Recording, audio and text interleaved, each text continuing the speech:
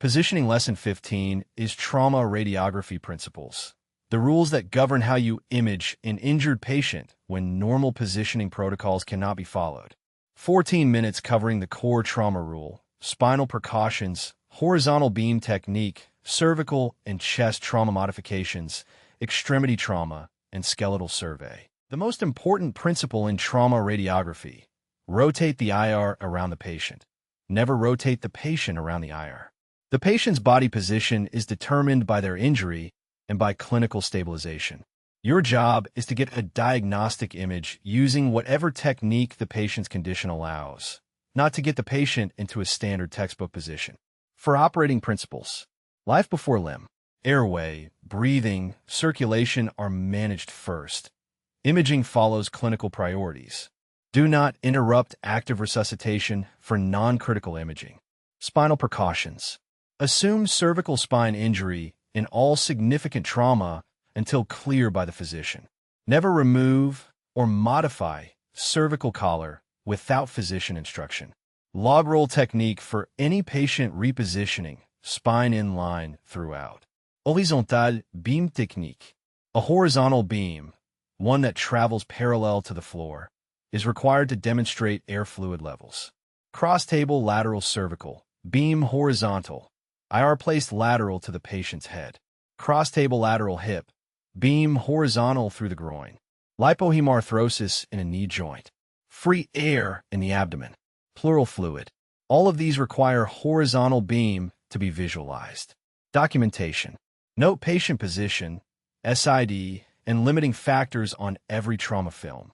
Every film needs a laterality marker placed in the primary beam. Time of exam documented. Trauma cervical series. 3 required views in order. Film 1, cross-table lateral. Patient supine, beam horizontal. IR placed lateral to the patient's head and neck. An assistant gently depresses the shoulders by pulling the wrists. Must demonstrate all 7 cervical vertebrae plus the C7, T1 junction. If C7, T1 is not shown, depress shoulders further or obtain a swimmer's lateral. This is always film 1. Always. Film 2. AP axial C3 through C7. Patient supine, beam perpendicular, 15 to 20 degree cephalic angle. Film 3. AP open mouth for the odontoid. Patient supine, mouth open. Do not tilt or flex the head in trauma. The mouth simply opens.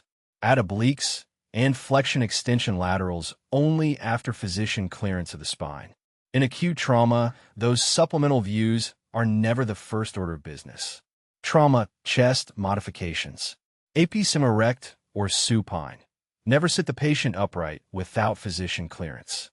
Horizontal beam for suspected pneumothorax. Lateral decubitus if the patient can tolerate it. AP portable. Document issue. The heart and mediastinum appear wider on AP supine than on PA upright. This is expected and normal in the trauma setting. Document the positioning limitation on the report. 5 extremity trauma principles. 2-view minimum rule. Every fracture requires at minimum 2 views at 90 degrees to each other. AP and lateral. A fracture visible on AP may show no angulation, but significant angulation may be visible on lateral. Displacement and angulation together require both views for complete characterization. The joint above and the joint below a long bone fracture must both be included on the image. Positioning around the patient. Move the IR and tube, not the patient. Upper extremity. Bring the cassette to the arm in whatever position it is found.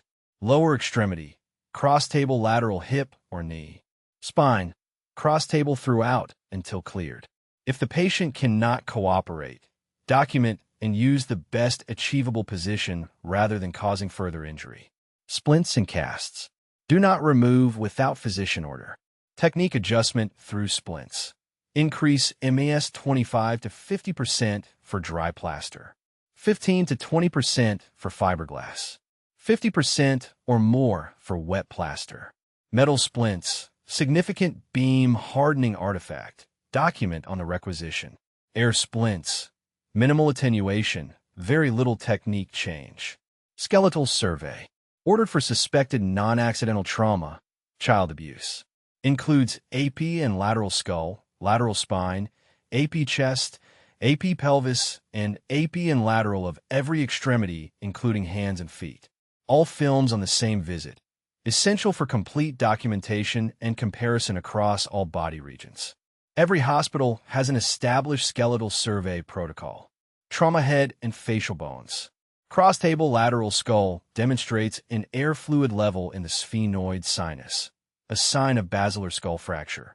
The beam must be horizontal for this level to be visible. Facial bones. Waters PA if the patient can be semi-erect. Speed versus quality. In trauma, a minimum acceptable diagnostic image obtained quickly is superior to a perfect image obtained after a clinically significant delay. Get the critical view first. Supplements follow if the patient can tolerate them. Equipment limitations in the ED. Mobile units navigate around oxygen lines for lines, monitoring leads, and other equipment. Never disconnect a monitor lead for line or oxygen delivery device without physician or nurse instruction. ECG leads can sometimes be temporarily repositioned if they fall directly in the primary field. Return them immediately after the exposure. Ventilator connections must never be disturbed. Team communication. Alert everyone before every exposure, clearly and loudly. Coordinate with the trauma team leader. Do not interrupt active resuscitation for non-critical imaging. Report significant radiographic findings to the attending physician immediately. Do not wait for the written radiology report. Radiation protection in the trauma bay. Lead aprons are available for trauma team members. They should be used during portable exposures. Refer non-essential personnel out of the room. Pregnant team members. Lead aprons mandatory. Badge monitoring is essential for staff who work regularly in the trauma bay environment. 3 trauma radiography questions.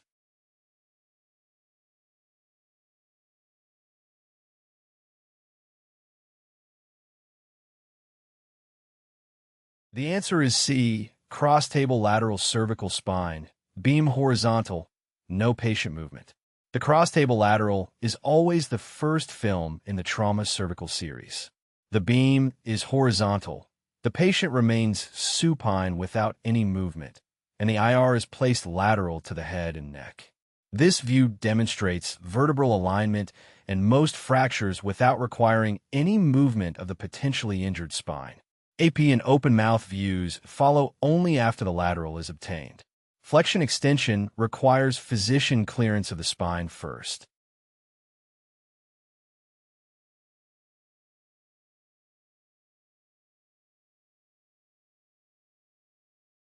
The answer is B. 2 views at 90 degrees are required. The AP view shows medial lateral displacement and angulation, but cannot show anterior-posterior displacement or angulation, which can only be seen on the lateral.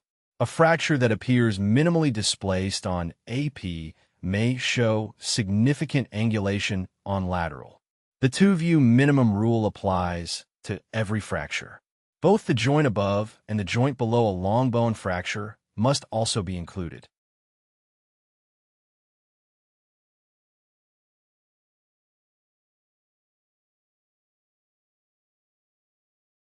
The answer is B. The beam was not horizontal. Air fluid levels are only visible when the X-ray beam travels horizontally, parallel to the floor. A horizontal beam passes tangentially along the fluid surface, making the sharp horizontal interface between lighter air above and denser fluid below visible as a straight line. A vertical beam, directed straight down from above, cannot demonstrate this interface. All exams for air fluid levels require horizontal beam technique. Lesson 15 complete. The core trauma rule of rotating the IR, not the patient, spinal precautions and log roll technique, horizontal beam technique for air fluid levels, the trauma cervical series in order, cross-table lateral first, chest and extremity modifications, the 2-view minimum rule, splint technique adjustments, skeletal survey for non-accidental trauma, and ED workflow priorities.